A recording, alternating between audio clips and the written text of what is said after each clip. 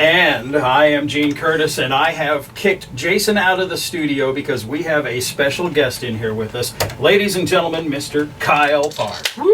Hey, how are you? Get out of here, Jason. Get out of here. How's it going? Pretty good, man. Good to be here. You were in Beatrice last night. Yep, Beatrice, not Beatrice, not Beat Rice. I've learned exactly what it's saying.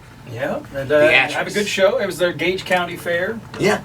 Very Not good. bad for a Wednesday night. And you're cruising through to North Platte. You've got a show in North Platte tonight at Scully Shooters, and so I reached out to your rep, Angela, and I'm like, I think he could just swing by and see us. Yeah, he did. Great. And by the way, I'm from Austin, Texas. That's why I'm not familiar with Beatrice and Lexington and North Platte. I'm getting to know my Nebraska geography. I'm getting there. I spent some time down in Texas. You're probably familiar with Burnett, Texas. Yeah. Not Burnett? Yeah. Very good. They got on Very me. They're good. like, it's burn it, darn it, learn it. That's like, right. All right. And I've remembered that ever since then. Beatrice doesn't have a cool saying like that. Yeah. Well, we'll think of one. You just have something to know about how to mattress say or something. We'll figure it out before we're done. All right, so you're doing a show in Scully Shooters tonight. Thank you for stopping in. Let's talk a little bit about your career. Now, you're from just north of Austin. Mm-hmm. I don't care what Nashville says. Austin is the music capital of the world. That's funny. What was it like growing up in that area? How did that influence your music? In a funny way, I don't think it influenced me. Being the downtown music scene of Austin, Austin is such a great music scene because it handles all kinds of music, country and indie rock and rap and emo and everything. And, right now, I can't tell you one venue we play in Austin because the country music venues are shutting down and it's all 6th Street downtown, just different types of bands. Like ACL Fest, for example, the ACL Fest is now 2 weekends in a row and it holds 125,000 people over 2 weekends.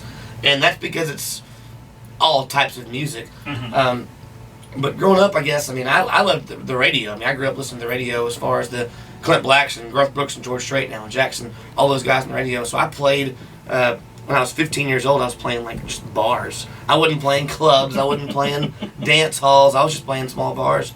So, in the way it influenced me, I guess, just having the opportunity to play live is a good thing because there's only so many venues in Nebraska versus hundreds of places to play in Texas. Yes. And hundreds to play in Austin, actually. So I guess having live venues is the big deal. That's cool. It's funny that you just brought up Clint Black. Did you know that he's your new label mate? He just signed with 30 Tigers today. Is that right? Yeah. I was about to say, I have a label. I didn't know I had a label. But yeah, distribution, yeah, of course. 30 That's Tigers really cool. is actually a very interesting deal. It's like you said, it's kind of a label, but not a label. They do a lot of the marketing stuff like that, but you retain complete independence over your career and your music rights and everything like that. That's a pretty cool situation, isn't it? Yeah, being independent is, I don't want to say key, but it's been a great part of my career just because it's allowed me to do things that a label wouldn't let me do. For example, the new album is a very new sound for me. It's not the same thing I've done in the past, and to be able to put something out new is, special and it's an independent feeling. Plus, I have another album coming out that no one really knows about. I think that this town will have to hear about this because I re-recorded one of my favorite albums from 1958. The whole album? Well, I took an album from 58 and 59, and it's kind of like a volume 1 and 2, and I took my favorite songs from those albums. If you're familiar with Marty Robbins' Gunfighter Ballads and Trail Songs, it has El Paso, Big Iron, 160 Acres. I just, point being that if I was a label artist, they would never let me do something like that. Not at all. So independently, I thought it'd be cool to just do something I love and make some. This isn't even country music. It's like cowboy, western, old time. True western. Trail songs. It's really trail songs. So that'll come out probably in a year or two from now. But I've already kind of had that in the works, and so. Long story short, being independent is very cool. I'll have to do things I would never do. Well, that's great. Well, I tell you what, we're going to play one of your songs here, one of your latest big hits, and it's my favorite song title that's come out in a long time, Turn That Crown Upside Down. Must be a whiskey drinker, huh? Well, allegedly. Yeah, allegedly, that's right. Someone told me I was. So we'll play this one, and then we're going to come back and we're going to talk about your new album and your new song, okay? Perfect. All right, this is Kyle Park and Turn That Crown Upside Down on the River. Nebraska's Country Station 93.1 The River, turning that crown upside down. That's Mr. Kyle Park, who's sitting right across from me. Hello. Hey. Love that. Drinking whiskey right now. That's a It's country early, song. but just in time. That's what I call a by God country. All right, you've got a new album on the way called The Blue Roof Sessions. It's coming out in October. Now, oddly enough, recorded at the Blue Roof. I'm guessing that's where you got the title, huh? Yep, and it's not even a studio. Actually, what we did was I rented a house for a month off of Lake Travis in Austin, the biggest lake in Austin, I guess, and just lived there for the month, brought in all the equipment for the month, wrote half the songs that month. I lived with my drummer and my engineer that whole month. It was a very natural, organic, fun, just different way of recording things. It's kind of like the old rock and roll mentality. Like, the Rolling Stones did the same thing in the 70s. I was just going to say, the Stones and Queen, they would go to, like, Montrose. Well, the Smoke on the Water was written because they were all partying in Montrose at a house. And I didn't know that. Oh, yeah. That's pretty cool. Yeah, somebody burned down the casino. I believe that, yeah. But yeah, just the idea was just to, not so often in country especially, because country is about the lyrics, of course, and country usually is about songwriters, and the songs have already been written so often. And so you'll come in there to the studio and have to record 4, 5, 6 songs in one day because you're trying to push as much as you can out.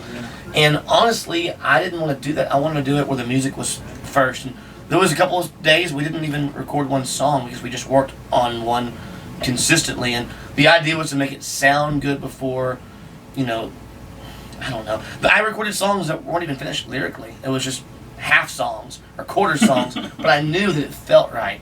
And that's the whole idea of the record is to, I want people to like, oh, you know what, this is a cool song, before they hear one word. Very cool. It's a feeling. All right, and let's talk about your new song, What Goes Around Comes Around. You're a co-writer on this with Tom Shepard. Tom Shepard's one of my favorite songwriters ever. Me too. What was the process getting together with Tom? Have you known Tom for a long time? Or? Yep. We've written a couple of songs. Our first song to write was called The Night Is Young, and it was I think it was my first #1 on the Texas music chart. Maybe I forget now. But, yes, it says right here, first #1. There you go. So yeah, I've got my notes. You know better than I do. We've written a couple of songs together, and this song, What Goes Around Comes Around, it was an idea that I had, a few months before I saw him. And Tom's one of those kind of guys where he's really good at just, you give an idea, and he'll run with it. For example, this song, I think I gave him the idea, and he wrote like 7 or 8 verses. What about this? What about that? And I'm just like, slow down, Tom. We're still writing, but I know I had to cut out 2 verses in this song that were really good. It made the song too long. It didn't fit. But Tom's a great writer. Guys out there, he's written Redneck Yacht Club for Craig Morgan. He wrote one of my favorite songs of all time, Riding with Private Malone for David Ball. Oh, great song. It gives me chills. And then some Kevin Fowler songs from Texas, other guys' songs, a few of my songs. He's a great writer and a great artist as well. And you said that this album has a little bit different sound. Was that conscious? Did you say I want to take it in a different direction? Absolutely. You purposely went and said, we're going to do this. I feel bad because you said you love country music so much, but the new album is not really that country. There's no fiddle. There's only steel guitar on 4 songs, I think. It's mostly a album that sounds like us live. It's a guitar-driven, bass and drums-driven, keyboard-driven album, and lyrical-driven too. Just because I recorded the songs to be musical first, lyrical second. It's a very, not a big second. Lyrics are still the most important part of country music, and I think every song on this record has great lyrics. But I think that musically it's my best record. Very cool. Well, shall we check out the new song? Yeah, of course. Right. This is Kyle Park from his album that's coming out in October called The Blue Roof Sessions. This is What Goes Around Comes Around on 93.1 The River, your Red Dirt Leader. That is brand new from Kyle Park. It's called What Goes Around Comes Around, and I'm assuming you'll be performing that tonight. Absolutely. True song, by the way. What goes around does come around. Yeah, it usually comes Karma. and bites me in the... Yeah. Yeah.